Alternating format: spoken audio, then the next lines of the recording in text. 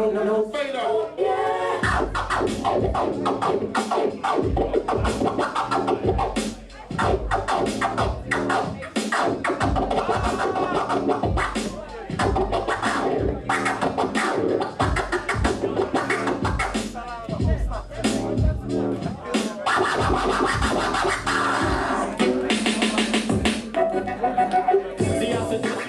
What's up? What's up? This is the original scratch creator of Grand Wizard Theodore, and that's spelled with 2 Z's. We are here at the Scratch Academy in the beautiful downtown Manhattan. We are here at the Fat Beats Vinyl Appreciation Day. We're just getting started. People are coming in, you know, it's a little bit cold outside, so everybody just like, you know, getting their stuff all ready and stuff like that. Yo, we got a lot of people coming here tonight. We got Jazzy Joyce. We got some of the executioners here. Yo, it's crazy here. Grand Wizard Theodore, Fat Beats Appreciation Day at the Scratch Academy. If you ain't here, you should be here. Peace. All right, we're here live. The Fat Beats Scratch DJ Academy event.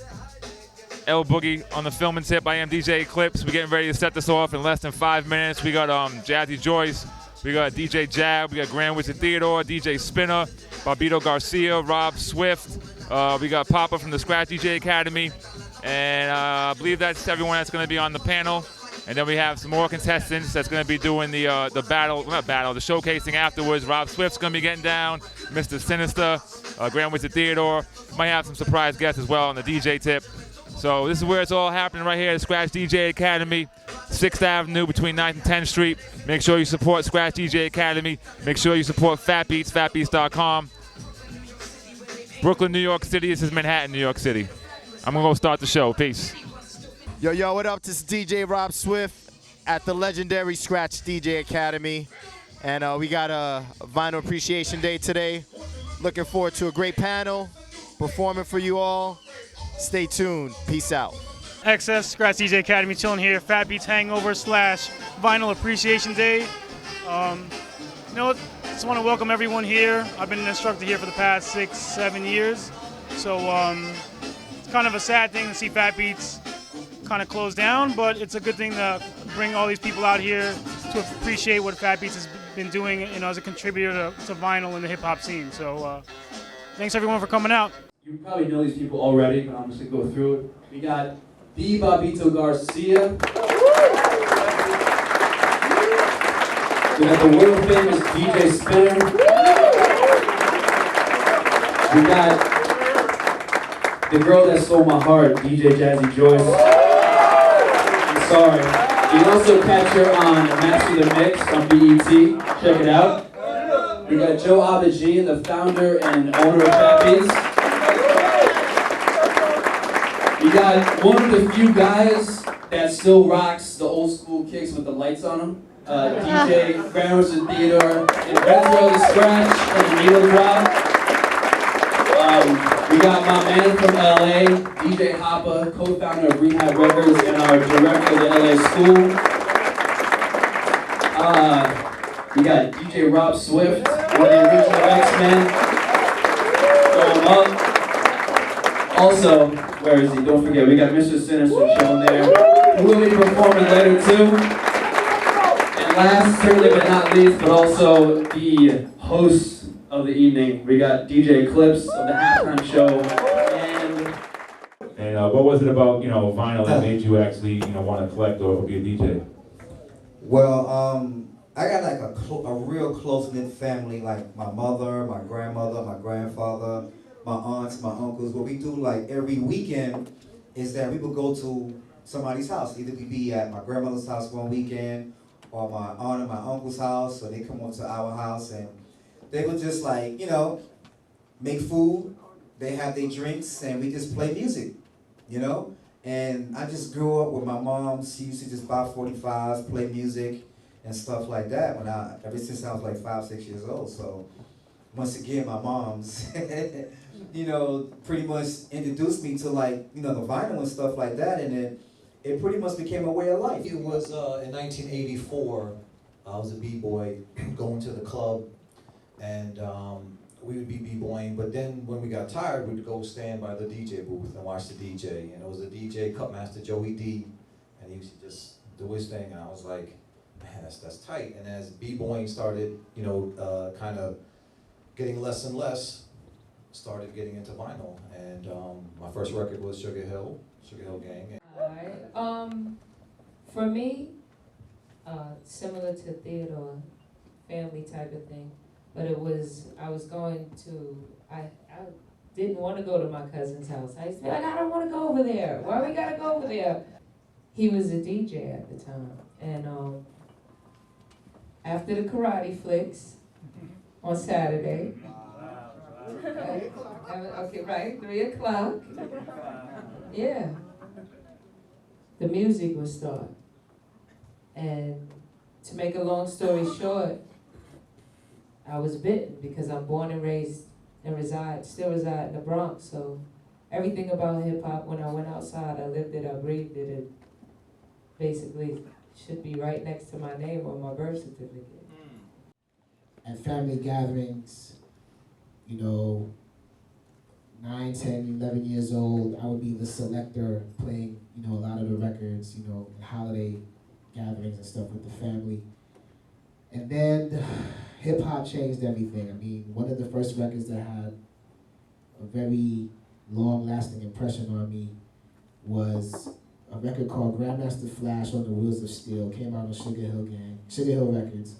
And it was a routine that Flash did live. It was recorded and put onto vinyl. So this was like 1980. He's cutting up like Good Times and another one, Bites the Dust, and all these classic street park jam records. And I'm like, this is incredible. I couldn't afford a lot of the 12 inches that were coming out, so a lot of times I would buy the 45s first, and then later on I got the 12s.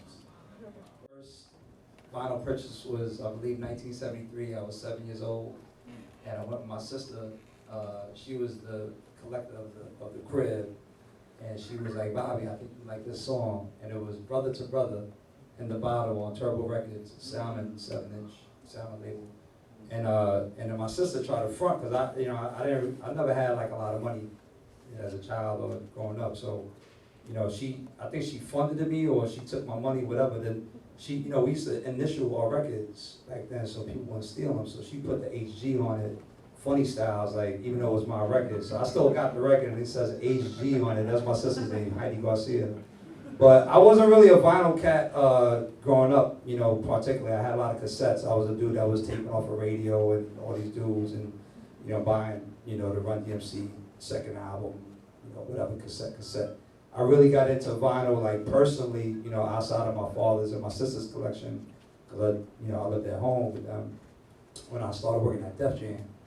You know, I was like, man, I love this song, but I only like the beginning part of this song, and like I like this song too, but I only like this part of this song. What if I put them together and made my favorite song ever? And I was like, yeah, that's genius, we'll do that.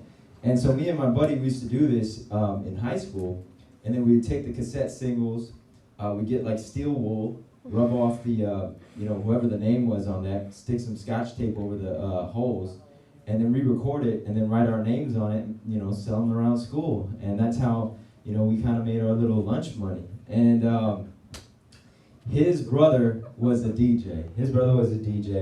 And, you know, we were starting to talk like, oh yeah, you know, we're this DJ group and this and that. And he was like, y'all ain't DJs. He's like, you want to see some real DJs? I grew up in San Francisco. So he's like, you want to go see some real DJs? Go see these guys. It was the Invisible Scratch Pickles, and I looked at this flyer, and I was like, the Invisible Scratch Pickles? It's not even spelled right. Who are these guys? And so, you know, we went to go see these guys, man, and, you know, the second I saw Cuber Cutting and Mike and Apollo, I was like, oh, wow. Having an older brother who was also like, you know, just wild, always did his own thing. My dad didn't like for us to use his equipment. So what he would do is he would take the needles off the turntables and put them in my mom's makeup case. My mom's makeup case had a key and a lock to it. So he would lock the cartridges away and then go to work. But my brother, being, you know, as crazy as he was, he would take my mom's hairpins and pick the lock, take the needles out, And on our days off from school, he would call his friends, like, yo, come over, I got the setup ready to go. And his friends would bring their parents' record collections, because we grew up in a Spanish household. So, you know, they weren't gonna cut, you know, Spanish records. So his friends would bring over like Funky Drummer, James Brown, like on 45. They would bring over Take Me to Mardi Gras, Nautilus by Bob James. They would bring over Walk This Way, Aerosmith. Their parents' record collections, they would bring them over. If someone had doubles, or if two of his friends might have one copy of the same record, they would bring the doubles over. And my brother would catch the beats.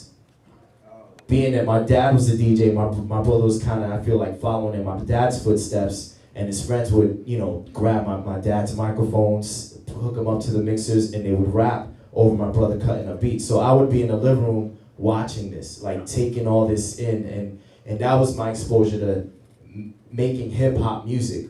Everyone had. It's clear to see that.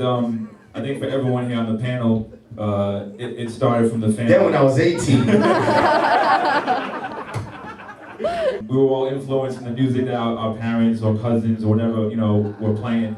You know, so I hope those of you out there that may have kids, you know, do the same thing to influence the next generation.